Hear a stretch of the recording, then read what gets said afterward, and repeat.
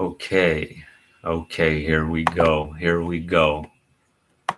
I'm going to wait a little bit of time before I go over these new changes.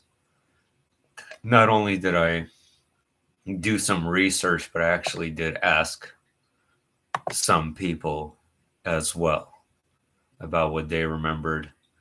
But hold off on that. I'm really getting ahead of myself here, and got to give people a chance to show up if they do at all, because I would say the majority of my listeners are probably in a time zone that's ahead, in a time zone that's later at night than here. So, ah, loyalty did make it. Look at that. Look at that. Fantastic. You always do.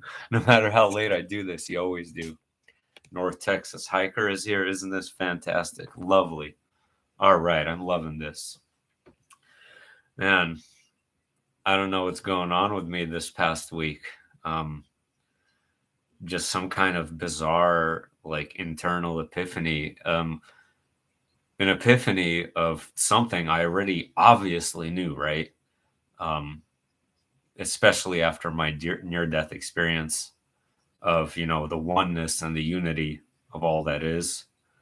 But over time, you see, the thing is that over time, life and, the absurdness of life and all the situations and all the headaches and all the stupidity, it grinds you back down, right?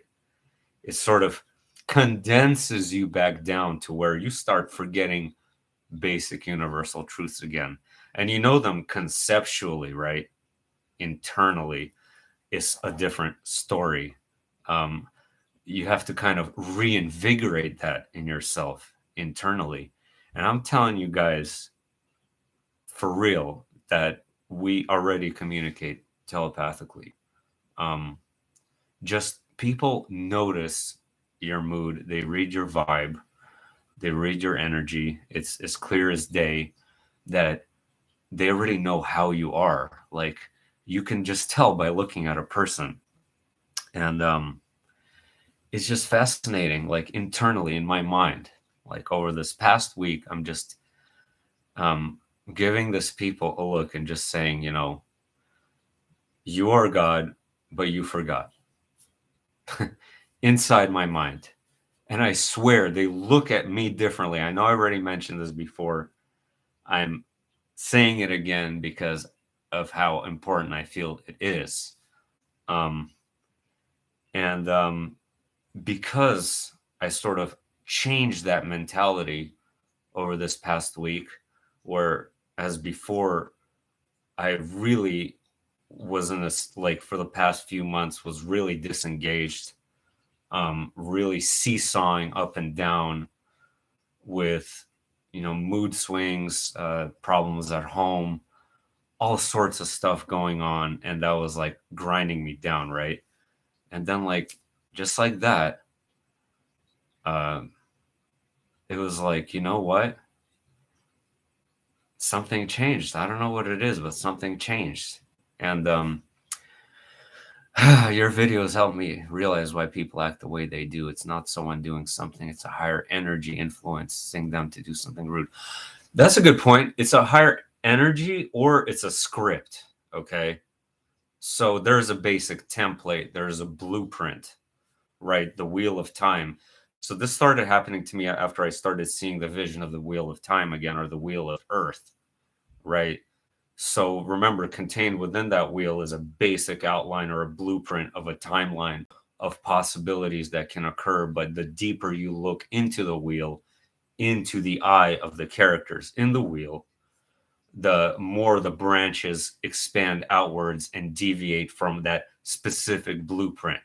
So a soul forgets who they are, and they are now puppeted by basic by the momentum that is the existence of this world. Okay, as weird as that sounds, basically It's a living blueprint. It's an eternal blueprint.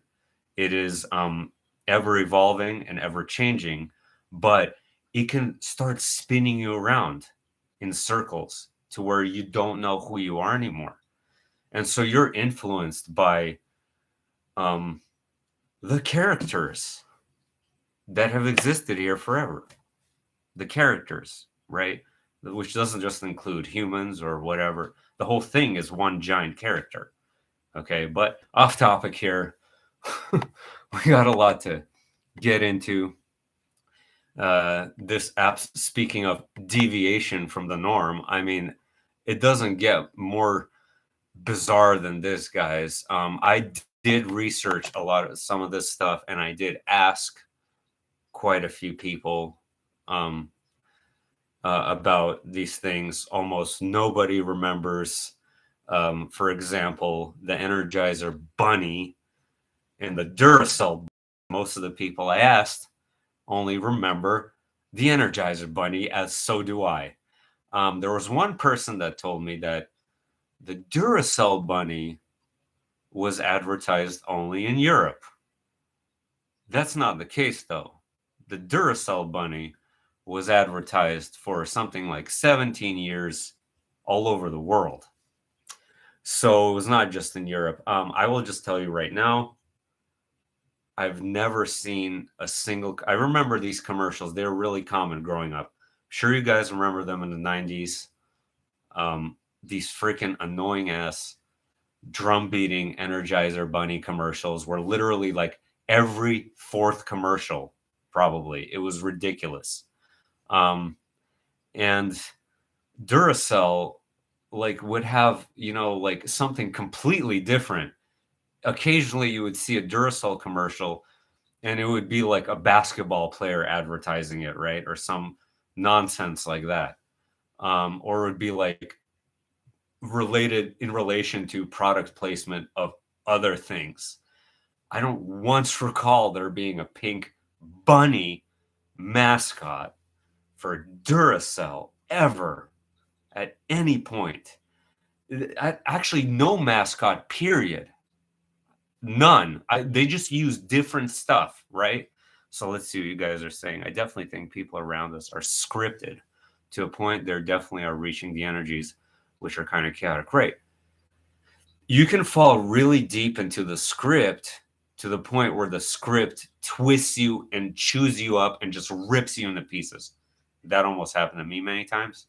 That almost happened to many of us many times. And Angel, hello. So happy to see you here this late. I remember reading about an American Indian tribe that believed in the wheel in the sky that slowly descended as it got closer. That's super interesting. Is that the Hopi possibly? That does sound reminiscent of the Hopi prophecy because they would talk about things like that. North Texas hiker. Duracell has the bunny that has the drums. That's not with me. It was only Energizer that had the drums. Only Energizer, no one else. That was the only time I've ever seen the drums. Period. End the freaking story. But if you saw Duracell commercials with the drums, I'm not against it. That's your reality. I'm fine with that. I remember the Energizer Bunny with a battery on the back. Right. Yeah, there's a battery on the back, right? It's beating this snare drum annoyingly, and it has these stupid sunglasses on, right? It's ridiculous. The commercial was so dumb. I hated it. But yeah, like if you guys didn't see that all-time video, he goes into really great detail actually. Sorry, I can't share the screen. I don't know. I can do it while I like make a regular video, but I don't know how to share the screen when I'm live. I suck with technology. I'm sorry. But yeah, and there's a few other ones that I did actually do quite a bit of research on that just made me even more confused. I was actually hoping I wanted to find some logical explanation or rational stuff. Like there's no possible way there could have been solar panels on 1700 pirate ships or warships, right? But apparently, there is this page called energysage.com, which gives you a very detailed history of solar energy.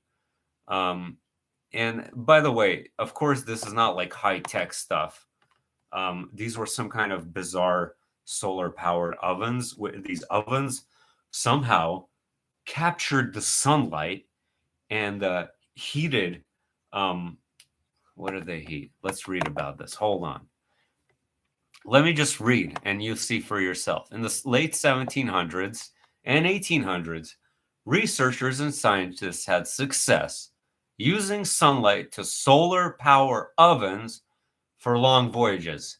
They also harnessed the power of the sun to produce solar powered steamboats. Steamboats. Steamboats are run by steam. That's why they have the paddle in the back so that it can scoop up the water, which turns it into steam. That's why they're steamboats. That's just ridiculous. I'm sorry. This is just like driving me nuts. Okay. They also harness the power. Ultimately, it's clear that even thousands of years before the era of solar panels, the concept of manipulating the power of the sun was a common practice. Okay.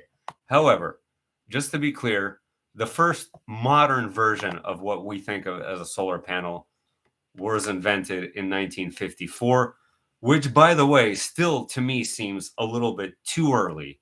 I really thought it occurred like in the 70s, honestly. Only late because you're on the phone. It is Hopi, yeah. It always existed and we lost it in the mud floods. We're getting this stuff back now. Interesting. Yeah, the mud floods, yeah. The ovens sound like free energy. Free energy, yeah, that could be. Right. Or, or this lost history could be kind of affiliated or associated with a separate timeline, right? That had got intertwined with our own. Well, there were 500 million theories, and then the Horus birthing. I'm not going to talk about that for the 700th time. That we also have, the retrocausality.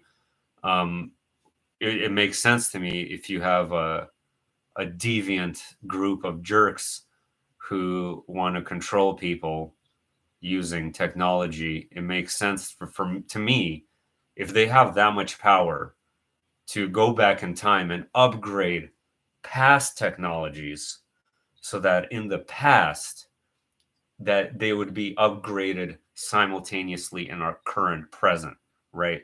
So let's say, for example, electric scooters were now invented in the early 1900s, which is a historical fact now, which makes no sense that anyone rode scooters back then. I've never seen anything related to a regular scooter, let alone an electric scooter in the early 1900s. Let's say, yeah, they placed this technology back in time. As a result, that sort of created a momentum or a butterfly effect, which boomeranged other technologies that we now have currently. Maybe some of them we know about, maybe some of them we don't. So advance the past, retrocausally advancing the past will thrust us forward into a more advanced present and future. See what I'm saying? The electric scooter thing tripped you out. Hell yeah, it tripped me out. Okay, so then this article just continues on, solar panels in outer space and solar powered airplanes, blah, blah, blah. But even, before the 1700s, they're talking about how solar energy was even used like in the Bronze Age. I'm not even going to get into that, guys. Whatever. It's just, yeah, third century BC. Oh wait, no, it just says magnifying glass to start fires. Okay, well that's not high tech right there. That makes sense. That makes a historical sense. Okay, magnifying glass is no big deal. Okay, here's another article I found, and what's strange about this article guys. Oh, damn it! It wants me to accept its stupid cookies. I hate that. Is that this was written in 2015. Okay, what I'm reading to you right now is from 2015. So that's interesting to me. In the 70s, when I was a kid, we used to buy smaller solar cells and power simple radios, lights. They used to sell them out in science magazines. Oh, that's cool. Misty, what is happening? We're talking about ridiculous Mandela effects. Okay. So let's get in. Oh my gosh. It says one more thing about cookies. I'm gonna. Okay, now I can read it. So yes, so the most absurd one to me out of all of them in this entire video from all time, the one that makes the least amount of sense is video phones from the 1930s. Okay, so here's an article from 2015. And again, I'm sorry I can't share it. I'll learn how to do that sometime. Before the Second World War, Nazi Germany had video phones. Yes, really. Long before smartphones and Skype, Nazi Germany's post office introduced a brand new way to make a phone call. Unbelievably, yes, it's unbelievable. As long as March 1st, 1936, when public video phones were first introduced to the world. Paul von Raubenrach, the minister responsible for mail in Nazi Germany, spoke from the post office in Berlin to the mayor of Leipzig in his town's post office.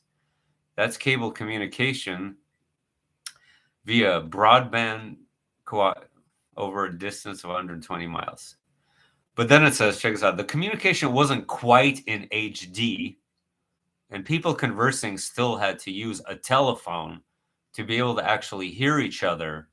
The camera captured a space of about 45 by 45 centimeters, and the output image was the equivalent of 180 pixels.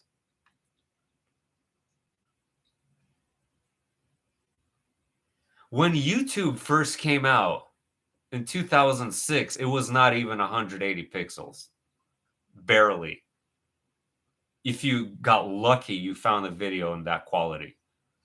They're trying to tell me, like, is this a joke? They're trying to tell me there were video phones with 180 pixel quality video in 1936.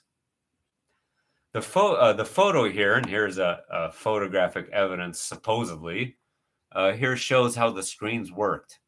A small booth, which almost looks stylishly high-tech, despite being in an old photo. If you guys want, I'll share these articles. Look, you know what? I'll just do this. Copy. I'll just share it right there in the chat. You could take a look for yourself. How about that?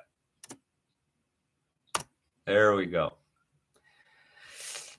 You might want to check out the video phone by Lady Gaga and Beyonce. She was wearing a Nazi SS hat. Are you serious? What if they altered the past?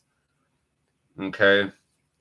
And so then there's pictures of like the actual technology behind it. Okay, so I guess they stopped this technology because of World War II. So it's some sort of lost technology.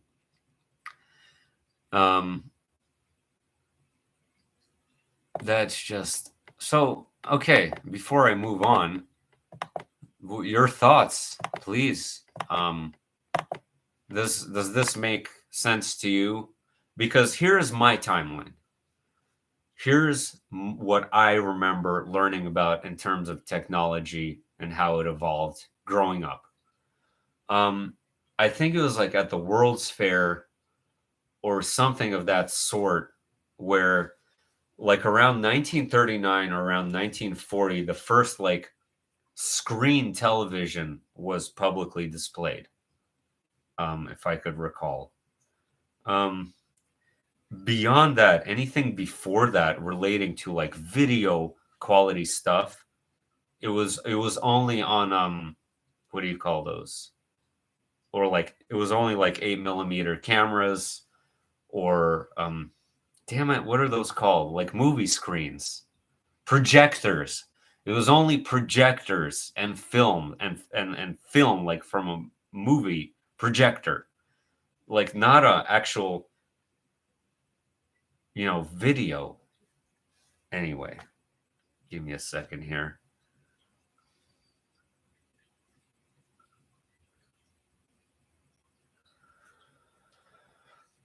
Okay, so what are you guys saying here? 2 closed circuit televisions were installed in German, exposed in Berlin and Leipzig, and connected together via dedicated broadband coaxial cable to cover a distance of 100 meters. A broadband cable? Yeah, so that article actually says broadband in the 1930s. Interesting.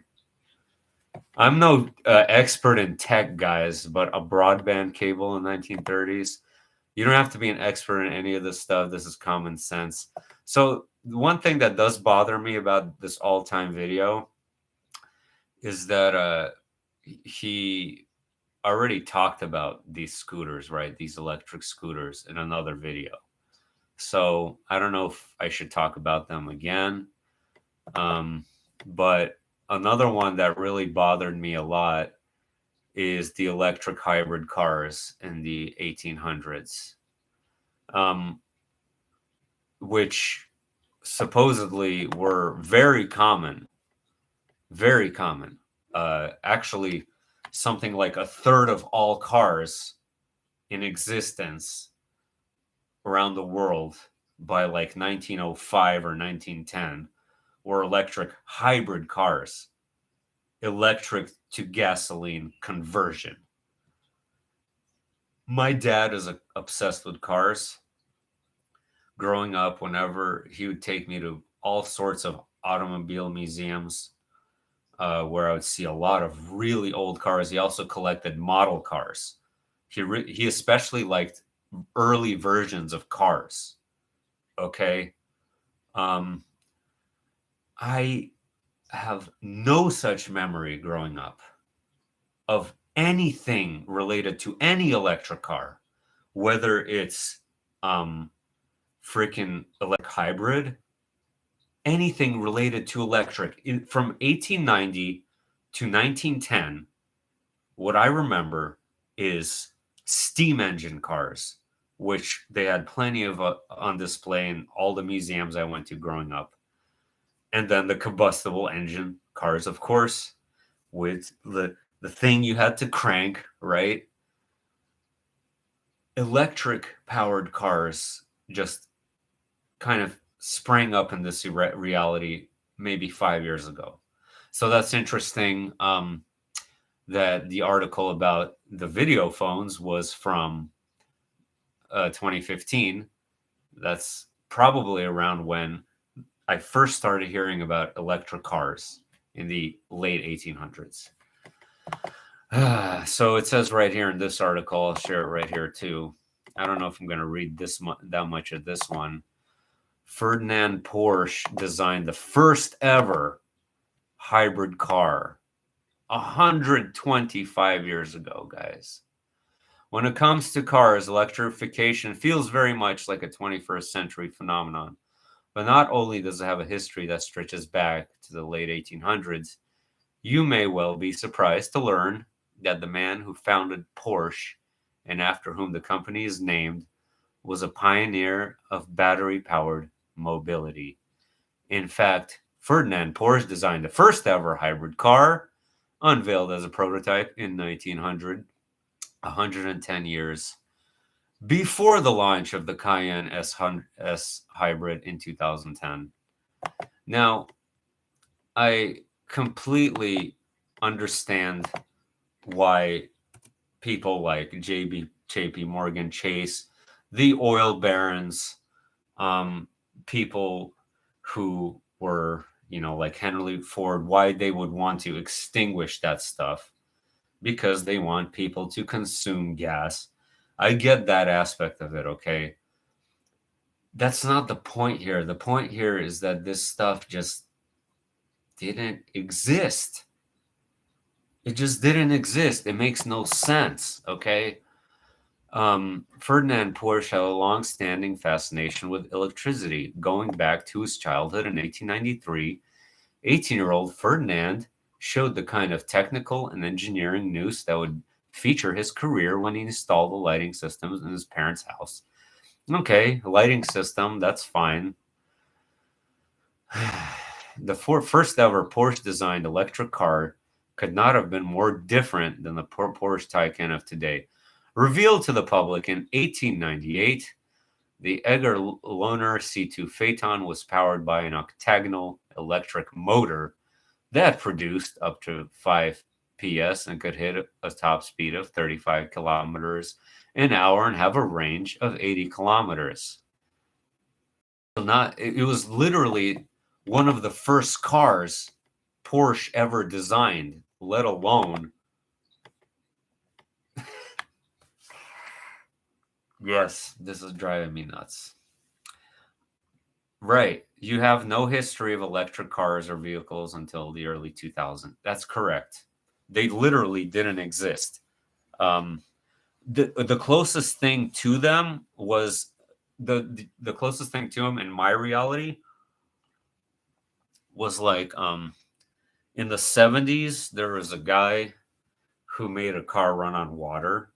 That guy was in my reality most of my life, if anyone knows what I'm talking about. And he died under mysterious circumstances, of course. But other than that, in terms of electric cars, zero until 21st century. That is absolutely correct. Loyalty. All right. Here's some other ones that I'm just confused about. And this one is not necessarily a Mandela effect for me because I simply just don't know enough about the subject. Like, I don't know enough about any of these subjects, but this one I really don't know anything about. A smallpox vaccine created in the 1700s. Okay, does that make any sense to anyone? Because I was also under the impression that vaccines were a modern technology, something like maybe in the 1920s they were created, but it says right here, I'm going to share this article now. Sciencemuseum.org.uk, inoculation against smallpox. And actually, it's even earlier than that. Supposedly, there were inoculation campaigns in the 1500s too. So this entire thing, I'm not even going to bother reading it because I can't wrap my head or make any sense of there being vaccines in the 1700s, just like I can't wrap my head around there being solar powered steamboats in the 1700s. So here's the article. By all means, take a look for yourself. And by the way, people who do watch this after the live stream, if you want these articles, comment below and I'll find anything for you about anything I talked about tonight, okay? So just keep that in mind.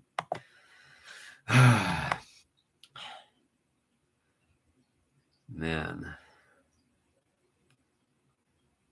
So it says there healthy people would inhale a powder from the crusts of smallpox scabs in order to protect themselves from the disease. So that's what they mean. So it's not like an actual hypodermic needle. Okay. So they just expose themselves to it. I see. Okay. That's still a strange, how would they know about that back then? I thought, weren't people in the 1700s still using leeches to suck people's blood out and still pretty superstitious in terms of modern medicine? So how would they know that they're protecting themselves against the disease by exposing themselves to that?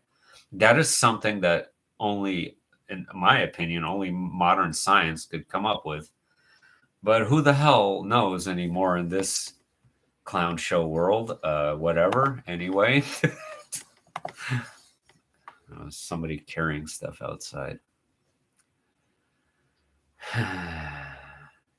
By the way, guys, something funny is that the video phone, like, I'm going to butcher this pronunciation.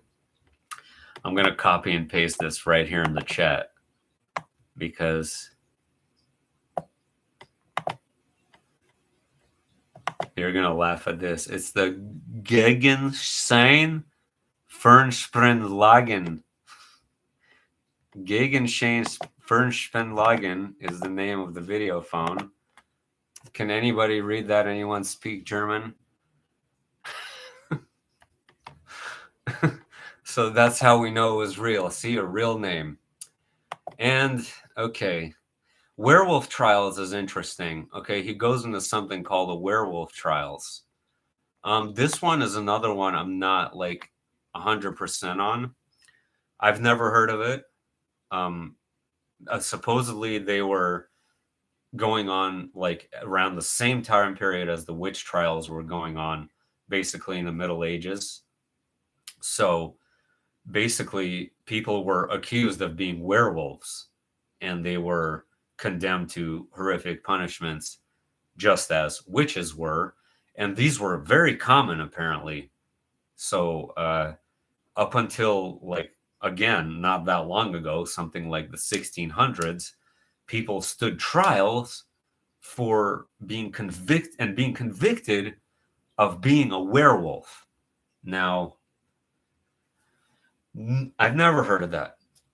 I remember us having to read some book about the Salem witch trials in high school and writing some long report about it and just learning about the Quakers and the Puritans and, medieval history too, and other witch trials and the Inquisition throughout that entire period. And I actually took college classes with similar subjects like Renaissance art and other stuff like that.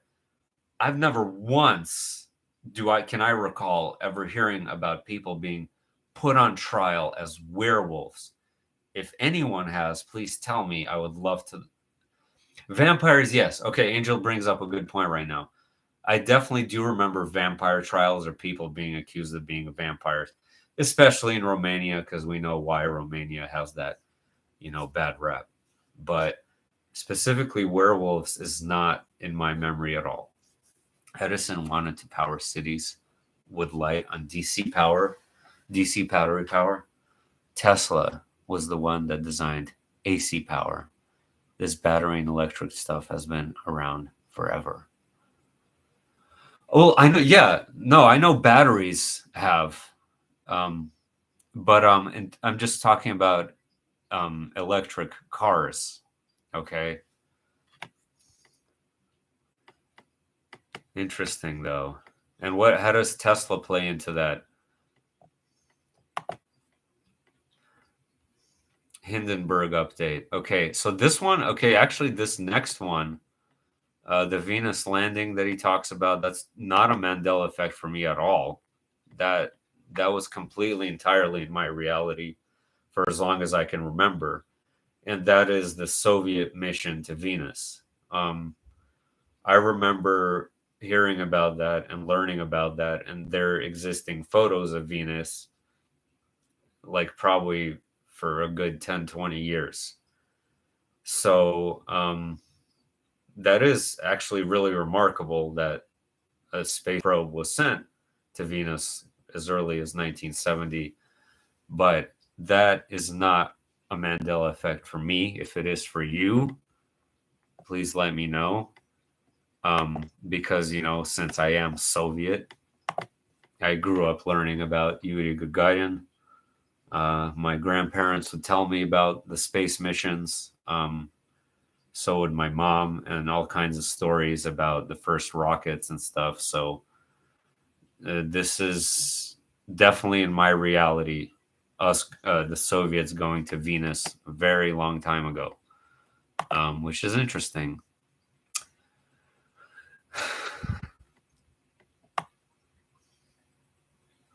Okay, so even though I made a video of 7,000 new islands several weeks ago, I would like to know what your opinion is on that.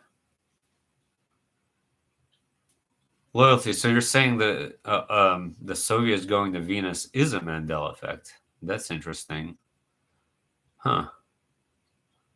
Well, he put it in his video, so obviously it's relevant in some way.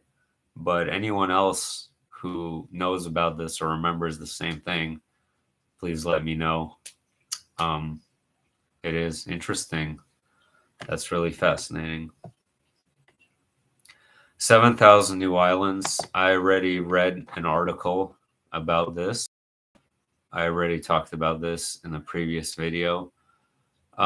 It's some kind of mapping error, okay, which you can read as many articles about that as you want. If something actually makes sense to you, contact me personally, because I've read 4 or 5 articles about the mysterious 7,000 islands in Japan.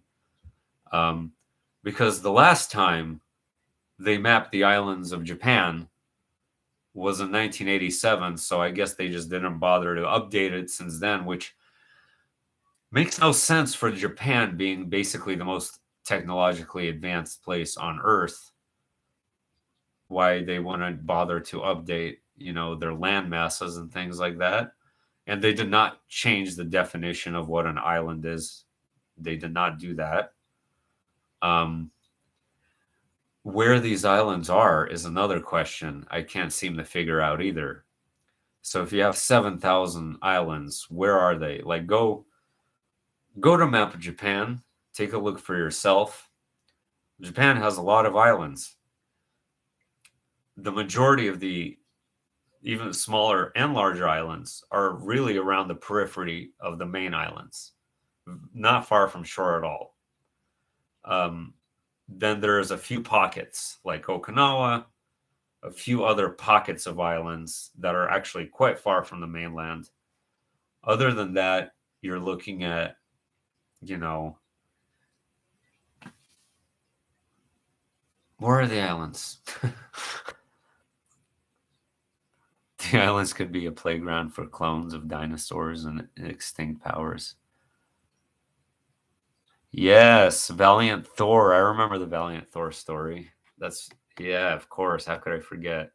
I don't know if I believe it or not, but I remember that story. Man.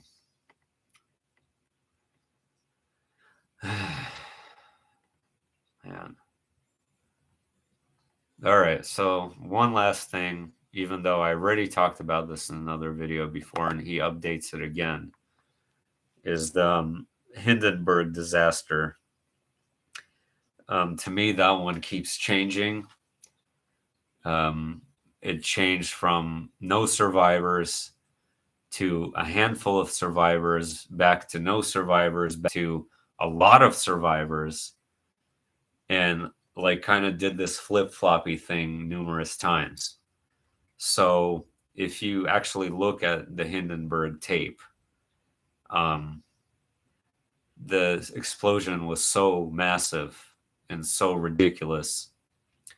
I don't see how it's possible anything could be remotely alive after that. But apparently, the majority of the people in the Zeppelin did survive. And that's really fascinating to me because I actually distinctly remember in 6th or 7th grade, how they used to wheel in the big TVs in the classroom. It put them on. We actually specifically watched a video about Hindenburg at that time. And not only were there no survivors in the Zeppelin, I remember there were actually people that also died on the ground where it crashed. So it was an even higher death toll than normal. But I guess not. I guess that's not the case at all. I don't know what to think.